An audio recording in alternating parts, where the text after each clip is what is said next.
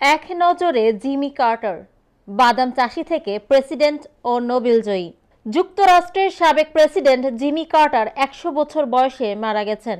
তার foundation Carter centre তার মৃত্যুর খবর নিশ্চিত করেছে। রোববার ২৯ ডিসেম্বর তিনি জর্জিয়ার প্লেইন্সে নিজ বাড়িতেই শান্তিপূর্ণভাবে শেষ নিঃশ্বাস ত্যাগ করেছেন।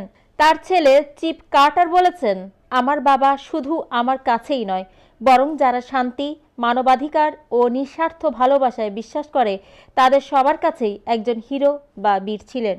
জিমি কার্টার যুক্তরাষ্ট্রের ৩৯তম প্রেসিডেন্ট হিসেবে ১৯৭৭ সাল থেকে ১৯৮১ সাল পর্যন্ত দায়িত্ব পালন করেছিলেন। তিনি যুক্তরাষ্ট্রের প্রেসিডেন্টদের মধ্যে সবচেয়ে বেশি বয়স পর্যন্ত বেঁচে ছিলেন। প্রেসিডেন্ট জো বাইডেন সাবেক প্রেসিডেন্ট কার্টারকে নীতিবান, বিশ্বাসী ও বিনয়ী হিসেবে বর্ণনা করেছেন।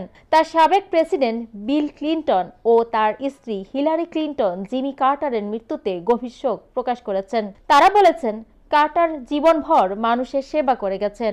এবারের প্রেসিডেন্ট নির্বাচনে বিজয়ী ডোনাল্ড ট্রাম্প ও সাবেক প্রেসিডেন্ট জর্জ ডব্লিউ বুশও কার্টারের মৃত্যুতে শোক প্রকাশ করেছেন। ডেমোক্রেটিক পার্টি থেকে নির্বাচিত জিমি কার্টার ক্ষমতায় এসেছিলেন আমেরিকান জনগণের কাছে কখনো মিথ্যা না বলার অঙ্গীকার করে।